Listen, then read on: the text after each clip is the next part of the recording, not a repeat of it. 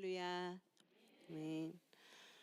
작년에도 간증을 했는데 이번에는 안 하겠지? 이러고 있었는데 어제 새벽에 잠깐 깼는데 이거 간증해야겠다 하고 감동이 온 거예요. 그래서 나를 또 해야 되나 막 이랬는데 얼마나 감사해요. 이게 간증할 수 있다는 게. 그래서 감사한 마음으로 하겠습니다. 그리고 저는 어떤 간증을 할 거냐면 2025년을 마무리하며 2026년에 두 가지 다짐을 하게 됩니다. 그 두 가지 다짐을 한 것에 대한 간증을 좀 하겠습니다. 첫 번째 다짐은 하나님께 영광을 돌리되 더욱 적극적으로 의식적으로 영광을 돌리자고 다짐했습니다. 새로운 피조물의 복음을 영접하기 전에는 지난날에 저는 타인의 성공을 바라보면서 부러워하고 성공한 누군가처럼 살아가고 싶어 했습니다. 그때 그게 제 인생을 사는 것인 줄 알았습니다. 그러나 새로운 피조물이 되어 정체성을 찾은 후에야 남의 인생을 살고 있다는 것을 깨닫게 되었습니다. 제 인생인 줄 알았던 삶은 남이 하라는 대로 남을 의지해서 살던 인생이었고 그것은 하나님이 저에게 주신 진짜의 삶이 아니었습니다. 제가 끈질기기 시작하면 포기를 잘 안 해서 예전에 제가 삶을 스스로 다스리려고 여러 번 시도를 해왔지만 지난날의 삶은 실패를 거듭함으로 인해 낙심만 늘었던 시간이었습니다. 그런 저에게 하나님께서는 진짜 제 인생을 찾아주셨습니다.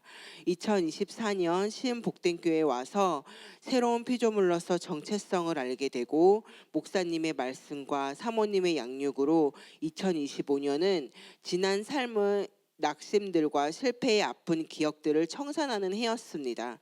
망가진 예전의 삶에서 새로운 삶으로 나아가는 다리와도 같은 역할을 하는 해였습니다. 그뿐만이 아니라 개인적인 인생이라는 삶의 영역에서도 새로운 피조물의 멘토들을 붙여주셨습니다. 인생관리 시스템의 박 소장님, 현금 생활을 할 수 있게 되는 QQ 스튜디오 등 그분들도 새로운 피조물의 복음을 받아들인 강사였습니다. 우연찮게도 그분들을 만나서 제 인생을 관리하기 시작하게 되었습니다. 항상 저는 뭔가 하려고 해도 관리가 안 돼서 엉망인 것 같고 어디서부터 시작해야 될지 뭐부터 해야 될지 할 것 많은데 그 무게가 너무 커서 건드리지를 못하고 겨우 하려고 치면 이거 하다 보면 저게 중요한 것 같고 다음엔 또 다른 게 원인이 계속 나오게 돼서 기초가 잘 잡히지 않았습니다. 뭐 하나 딱 잡고 제대로 쌓을 수가 없는 그런 분주함 가운데 살았습니다. 그런 저에게 새로운 피조물이 되고 처음 맞았던 2025년은 진짜 내 인생을 찾아가는 위한 준비를 했던 해였습니다.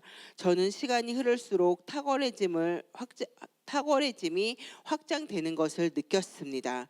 그리고 저는 세피가 되고 나서야 나의 나된 것은 하나님의 은혜라는 말씀의 의미를 경험하고 있습니다. 물론 세피가 되기 전에도 그 말씀을 인용해 하나님께 영광을 돌린다고 생각했던 때도 있었습니다. 그러나 그때는 저의 처한 상황에 만족하며 최소한 이런 삶이라도 감사하며 살아야지, 내가 이렇게 살 수 있는 것이라도 어디야? 라는 식의 낙담과 체념이 있었을 뿐이었습니다.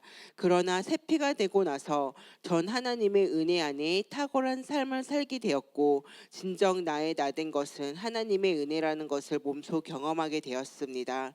LTG 성경을 묵상하다 보니 하나님께서 성전 재건을 놓고 하나님께서 하늘과 땅, 육지와 바다, 다른 민족들을 흔들어서 보물을 가져오게 하고 하나님 영광이 가득한 아름다운 성전을 만들게 할 것이라는 구절을 묵상하며 저는 상상했습니다.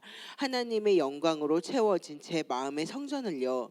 마지못해 그럭저럭 하루하루 맞춰서 살아가고 남들만큼만 살기도 벅찼던 인생에서 다스리고 멀리 내다보는 삶을 살 수 있도록 하나님께서는 저를 탁월하게 하셨습니다.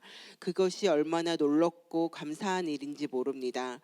마치 비유를 하자면 부모도 없이 흙밭에서 정신없이 구르며 살다가 깨끗한 옷, 단정한 머리, 반짝거리는 신발을 얻게 된 것 같은 하나님의 자녀로 된 것에 대한 기쁨을 표현할 수 있었습니다. 참 안타깝게도 모태신앙이었던 제가 정체성을 알기 전과 알고 난 후의 삶은 너무나 천지 차이였습니다. 새로운 피조물이 된 정체성을 찾고 나서 하나님 안에 만들어 놓은 고유한 나만의 인생, 하나님이 계획해 두신 삶이 있고 그 삶이 펼쳐지기 시작했습니다. 이 자리에 서서 주님의 이름을 부르며 영광을 돌리게 하시는 하나님께 감사드립니다.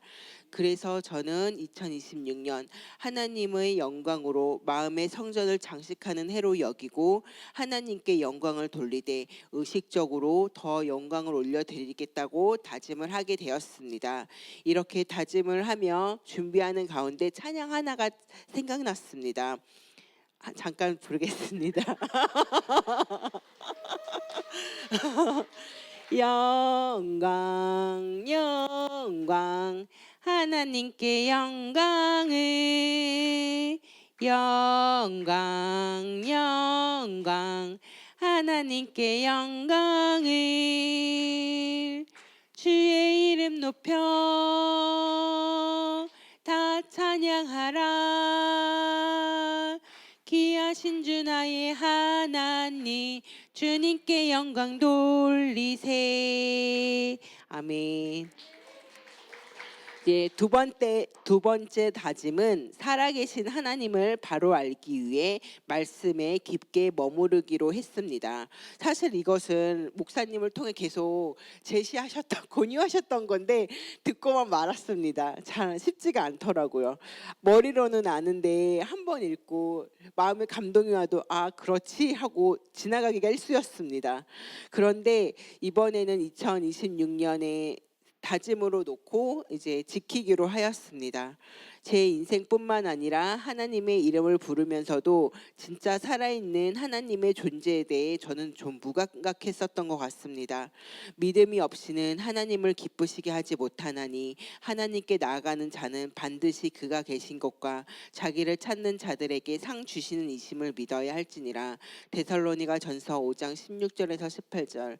전 어릴 때 무슨 말인지도 모르고 하나님을 기쁘시게 해드리고 싶다고 기도하곤 했습니다. 그것이 저의 18번지 기도처럼 은혜만 받으면 수련회만 끝나면 주님께 보답하듯이 그렇게 고백하곤 했습니다.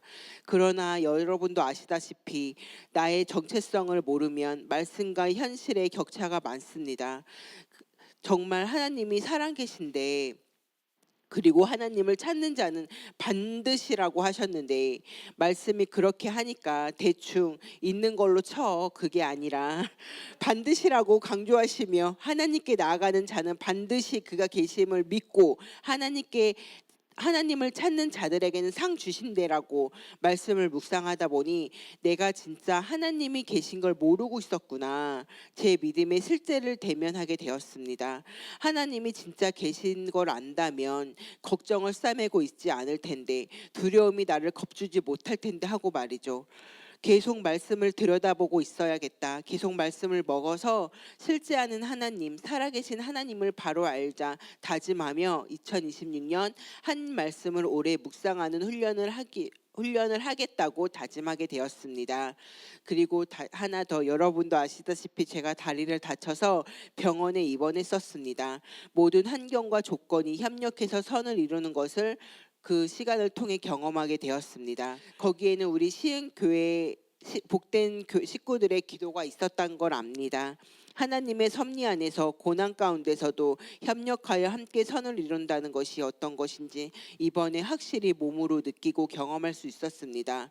특별히 한마디를 안 하셔도 진심을 말하시는 목사님과 물신양면 사랑해주고 세워주신 사모님, 부담 갖지 말고 말만 하라는 장은하 권사님, 하나부터 열까지 병원에서 필요한 거 집에서 다 갖다 주신 최미라 권사님, 일하느라 바쁜 와중에도 챙겨주신 윤혜진 셀장님, 김수연 집사님, 우리 사랑하는 열매셀, 그리고 이모 이모 하며 빨리 나으라고 했던 예림이와 주영이, 그리고 일하고 퇴근길에 방문만 와주신 것도 감사한데 선물까지 사들고 오신 우리 교회 식구들의 사랑과 관심이 너무 커서 아픈 것보다 감사한 것이 큰 시간이었습니다. 이렇게 많은 분들이 한 마음으로 섬겨주시니 너무 벅찬 시간이었습니다. 한마디 더 보채자면 거기에 계시던 관리자분이 하도 교회 식구들이 오니까 인기 되게 많으시네요. 이러시고 간호사 선생님들은 무슨 선물을 이렇게 해서 계속 주세요. 이게 저 혼자 못 먹으니까 드렸더니 그게 넘쳐서 저희가 인기 있는 환자가 되었습니다. 다리는 다쳤지만 너무나 감사하고 행복했습니다. 교회 식구들에게 감사하고 하나님께 영광을 돌립니다. 감사합니다.